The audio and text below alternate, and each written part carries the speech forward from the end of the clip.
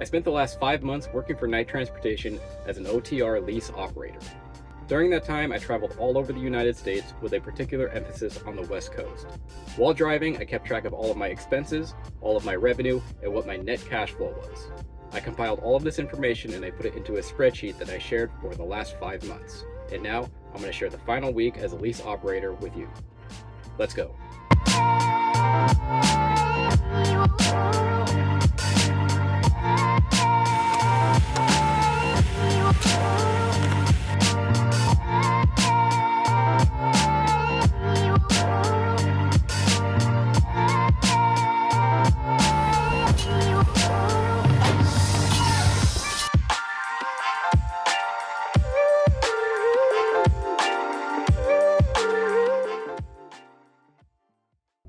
Welcome back to Truck on the Seven Seas. This is episode number 50, and in this episode, we're going to go over the final week as a night transportation lease operator. This episode just happens to coincide perfectly with episode number 50, so it's the final week as a lease operator, and it also happens to be episode 50. I did not have that planned. It's just a complete coincidence, and it's a rather nice coincidence.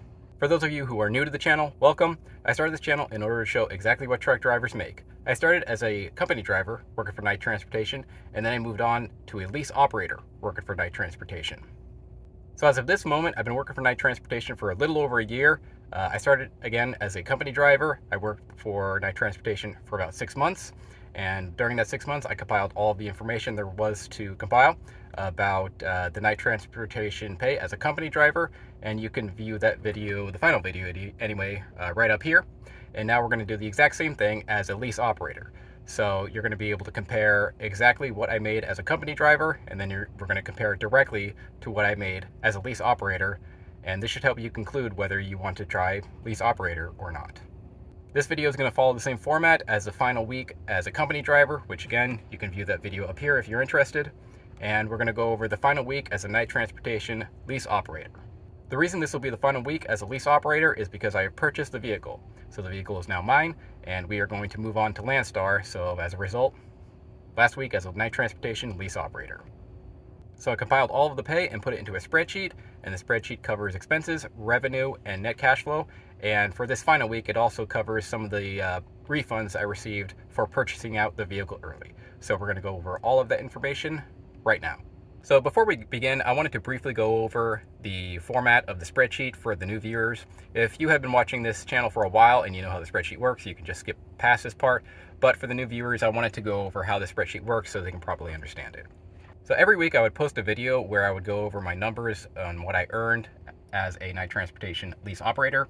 So I would just post a video every week showing my revenue and then showing my expenses, and I just compiled all of the information and put it into this spreadsheet. So just to briefly go over it, so when you're looking at it, you'll see where I took a load from and where I took a load to. So we're just going to go over week one quickly. So I first load as a lease operator, I grabbed a load in Buckeye, Arizona, and went to Albuquerque, New Mexico. Then went from Prewitt, New Mexico to Valparaiso, Indiana, then Joliet, Illinois to Plainfield, Indiana, and then Indianapolis, Indiana to Edgerton, Kansas. And then there are some other charges here, so I had to drop. So if you drop a load at a night transportation terminal and it is within like 100 miles of its destination, you do get charged for that. So that's what that stuff is about. That's not very common, actually. But after that Edgerton drop, I then grabbed another load in Edgerton and then took it to Aurora, Colorado. So I did this every single time. I'm not going to go over every single load I took for the last 6 months, but that's just what that's about. And right here, you'll see what type it is. So it was 483 miles loaded miles and then 31 miles empty. So this is just the deadhead between the loaded and the empty. That's how they put it. So that's what that is about. And then, yeah, you can see that. So loaded 1,300 miles, empty 96. Loaded, empty, loaded, empty. You get the idea. All right. And this is the total cents per mile right here. So this total cents per mile includes what night pays. So this is what they pay for cents per mile. And it's on a sliding scale, so you can see it pretty clearly right here. The shorter the load, so 9 miles, paid more. And then the really long load only paid $1.16, 1,300 miles. And then this 483 mile load paid $1.28. So it's sliding scale. These are the 3 sliding scales right here. So that's the 3 different pays for the mileage there. So you get paid that, and then you also get the fuel surcharge. So the fuel surcharge was 65 cents, then it went down to 63 cents this week, and it updates every week. So if you look further down, it changed. So in week 2 right here, so around week 2 right here, it went down to 62 cents per mile, and it fluctuates based on the price of fuel. So that's what that's about. And this is a total right here. This is what I really care about. This is the total cents per mile that Knight Transportation paid. It includes both the mileage and the fuel surcharge added together for that number. Oh, and loaded miles or empty miles are always 81 cents per mile. So that's what that is right there. There is no fuel surcharge for the empty miles. Then last column, you'll see total. So this is just cents per mile times the mileage, and there it is right there. And yeah, so there's the totals right there. And then down below that, you'll see total revenue. So it also shows total mileage. So I got 3,347 miles on this week, paid an average of $1.77 per mile, and the total revenue was $5,926. That's just revenue. That doesn't include expenses yet, so that's, standby. But that's what that is. So that just shows total revenue, and that's just a breakdown of how this works. All right, if you scroll down a little bit, you'll see fuel expense. So the fuel expenses are, right here. Pretty self-explanatory. It's just how often I fueled up, and it's just I fueled up 5 times in this one for $1,300, and it averaged 40 cents per mile. And yeah, you can just see. You can see the calculations if you click on them there, but yeah, it's just 1,300 divided by 3,347 equals 40 cents per mile.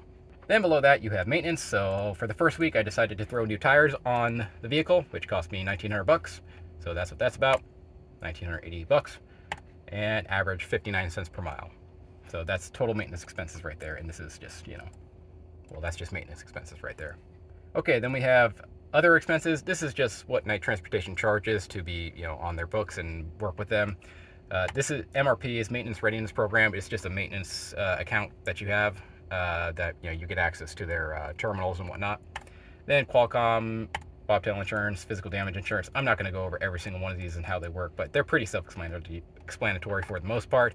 Scales, and then IFTA, and then deposits. So these are just deposits that you usually get back, but there's a Qualcomm deposit and a Lease security deposit. In this week, those change in the following weeks, but that's what that's about. And again, you can see total other expenses there, what it cost me cents per mile, and total deductibles and escrow accounts right there. I later get rid of this, so I'd merge these two later on in the video. I'm just showing you week 1 though, and that costs 13 cents per mile. But yeah, so there's expenses there. And then below that, you'll see expenses here. So this is just total expenses for week 1. Total expenses were, $4,000 at $1.25 per mile. Revenue was $5,900 at $1.77 per mile. Net settlement is what I made at the end of the week. Another way of putting that, it would be cash flow. You might also consider it a paycheck if you want to do it that way, but this is what basically went into my bank account at the end of week 1. So that's just a basic breakdown of the weekly, every week. So I did this every single week for the last 5 months. So there's week 1, there's week 2, there's the loads, there's the pay, there's the expenses, there's the total settlement right there, 93 cents per mile. Week 3, same idea. I think you're getting the picture. Week 4, 5, 6, 7, 8, 9, 10, 11, 12, 13, 14, 15, 16, 17, 18, 19, week 20. Yeah, so that's how it works. So there's week 19 right there.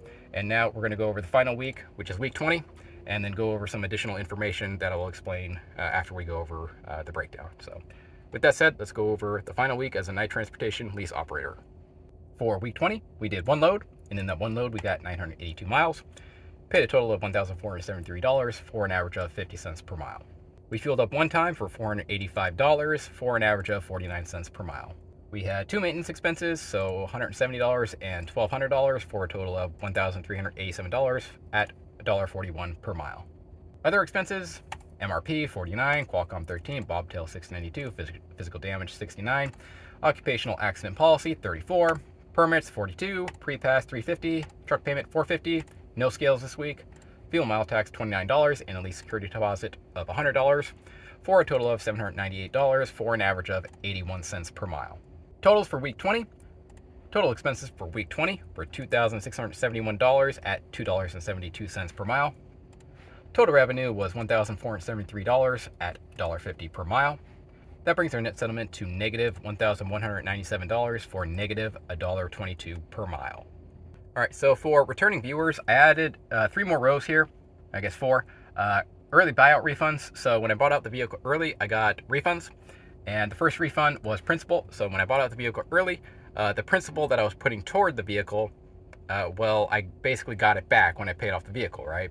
So I paid off the vehicle, and that, that needs to be counted because I didn't have to pay the full amount for the vehicle because as I was making the lease payments, the principal, the total cost of the vehicle was going down. So because of that, I put the principal that I paid off in this spreadsheet. And I think that's fair because that's less money out of my pocket and it basically counted as cash flow. So I put that in there. So the principal is just the amount of money I paid off the truck before I bought it out. And that's what that is. And then I got the security deposit back. And yeah, so that's what that's about as well. So this is a few new rows here. But the total refunds between the principal and the security deposit is $4,417. So that counts. And yeah, we're counting that. And I think it's fair. Total since starting the lease operator program. Total mileage I drove was 43,550. Total expenses were $47,374 at $1.09 per mile, and that is my cost per mile right there. Total revenue was $78,844 at $1.81 per mile. Net cash flow was $31,470 for an average of 72 cents per mile. If I had been a company driver during this period, I would have made $23,517 at 54 cents per mile. And if I had been an owner-operator during this period, I would have made $36,103 at 83 cents per mile. Averages and other information. Average weekly paycheck was $1,573. Average weekly miles was 2,178. Total fuel cost was $24,095 at 55 cents per mile. Total maintenance cost was $4,852 at 11 cents per mile. Total other expenses was $14,686 at 34 cents per mile. If I kept this up for a 52-week period, I would make $81,822 and get a total of 113,000 miles. I was employed 140 days, or 20 weeks, took 20 days off, 120 days on duty, took 78 total loads, and the average load length was 558 miles. Okay, so I want to briefly go over some of this other information that I didn't show at the start. I didn't want to show the totals. When I first described everything, I just didn't want to show the totals because I kind of ruined the surprise there. So for the new viewers, this is total expenses, total revenue, and total net cash flow, also known as total settlement, for the entire 20 weeks as a lease operator. So, my total expenses were $47,000, my total revenue was $78,000, and my total net cash flow was $31,000. And these are the averages of all of the last 20 weeks put together. So I made an average of 72 cents per mile. That was my net cash flow, was 72 cents per mile. My net settlement, however you want to put it, I made 72 cents per mile. Right there. That's what I made. So that's what that is all about. And then I also estimate what I would have made as a company driver, and I estimate what I would have made as an owner-operator. And I gotta be honest, those numbers are probably pretty damn close to accurate, if not exactly accurate. So those are reasonably reliable numbers right there, just so you're aware. And then again, for the new viewers, this is just other information for you. It just shows, my average weekly paycheck, average maintenance costs, average everything there. So it's just other information, not too important, but I thought it was good information, and it's pretty self-explanatory if you ask me. But this is just, again, average or other information, days of employment, things like that, just for your knowledge. And then here, this is the weekly pay of a company driver versus a lease driver, and it just shows volatility. So I thought this was kind of cool to show how much more volatile a lease driver is going to be. So lease is the red line, and company's blue. So every week, it shows what a lease operator made in net settlement, and then the blue line shows every week that a company driver would have made in net settlement. And I just thought it was useful information for everyone, just to show the volatility of a company driver versus a lease driver. And as you can see, a lease driver is just way more volatile. So it's just good information for you, especially the last few weeks have been all over the place. So yeah, just get good information for you, a nice visualization of the company pay versus the lease pay in terms of volatility. All right, and then below that, this just shows total company pay versus lease pay in aggregate. So it adds every week in aggregate what the pay is of a company driver versus a lease driver. So if you scroll over it, it'll show every week. So 14,000, 16,000 of a lease driver, and then it'll show every week that a company driver would have made, and you can just compare them side by side as to what a lease operator versus a company driver would have made. And the last data point right there, 31,000 and 23,000, is also right here. So just shows the company pay versus lease pay in aggregate, and it's just a visualization of what you would have made as a company driver versus a lease driver. So again, just more information for you. Okay, yeah, so just to briefly go over week 20. So in week 20, I took a bunch of time off. That's why there's only one load here. Had a few maintenance issues. My batteries weren't, they weren't good, basically. So I got those replaced. My truck kept doing a battery recharge, and I started to realize that. It was just doing it way too often. And my batteries died a couple weeks ago, which I thought was odd. I didn't leave it off for that long. So I just realized, okay, I got some battery issues. So I had the batteries replaced, which was kind of spendy. And then I had a slight coolant leak, so I had the coolant hose replaced there. And then I had a slight tire leak, and then I had the ABS looked at again. So all of that compiled up. It was a short week, and then I had a bunch of maintenance issues. So yeah, so I basically took an entire week off and then got hit with maintenance issues. So that's what happened there. I took 5 days off and then 2 days in maintenance, so I didn't really hardly do anything. And in fact, this week, this load right here, I think I actually did it the week prior. So yeah, terrible week. It's actually the worst week I've ever had as a lease operator, but that's because I took a bunch of time off before purchasing the vehicle. So that's what's up with that. And then these buyouts here, again, I thought it was necessary to count the principal I paid down on the vehicle. I think that's fair to count that. Originally, I was not going to count the principal I was paying on the vehicle because of the balloon payment. But when you buy out the vehicle early, you don't really have to pay the balloon payment, and therefore the principal counts. I hope that made sense. So I didn't have to pay the balloon payment, and the balloon payment would have been like $15,000 if I had done the entire 170-week program. And I thought about it. I'm like, okay, if I have to pay a $15,000 balloon payment for a vehicle that's going to have like 500,000 miles on it, well, a vehicle with 500,000 miles on it is worth about $15,000. So therefore, all the payments aren't going to count, really. So that was my original attitude toward that. But because I bought out the vehicle early, I did not have to pay that huge balloon payment, and therefore the principal I paid actually counted, in my opinion. You can disagree, but I think it's important to count the principal at this point. So that is what I paid down on the vehicle before purchasing it. And then the security deposit is just the security deposit I got refunded. That one's pretty self-explanatory. And the total for that was $4,417. There you go. So in conclusion, guys, there it is. My total expenses, $47,000, $1.09 per mile, which is my cost per mile. The total revenue was $78,000 at $1.81 per mile. And my net settlement was $31,000 at 72 cents per mile. That includes everything. That includes fuel, that includes revenue, tolls are already paid for, maintenance, IFTA, all of it. That's it, right there. 72 cents per mile is what I made as a lease operator over 20 weeks. There you go. There you go, 72 cents per mile. And, you can fudge the numbers a little bit here, but if you're thinking about doing this program, interjection. I want to clearly state I am not guaranteeing any pay at night transportation. I am not guaranteeing 72 cents per mile, 80 cents per mile, 60 cents per mile, any cents per mile. This is what I made, and these are just estimates. Your pay will vary based on how hard you run, based on where you run, based on how lucky you get, and based on how many days you take off, and a bunch of other factors. The numbers here are my numbers, and they are going to be inaccurate when you enter this program, if you enter this program. Again, clearly state this. For anything I've said in the past, anything in the future, I am not guaranteeing any pay at night transportation. Okay? Okay. This mileage right here includes time off. So the 20 days I took off, right? That average weekly mileage includes that, and that's a day off per week, which is not very much. That's not much at all, right? I think most people take off more time than that. So this includes time off, and most of you probably aren't going to get much higher than that.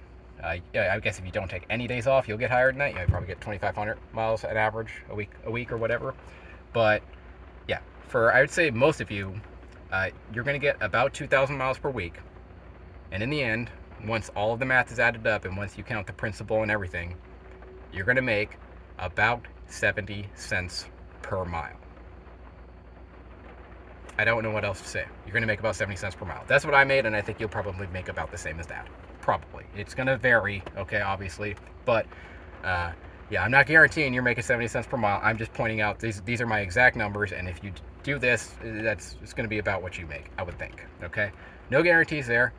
It's going to depend how you run.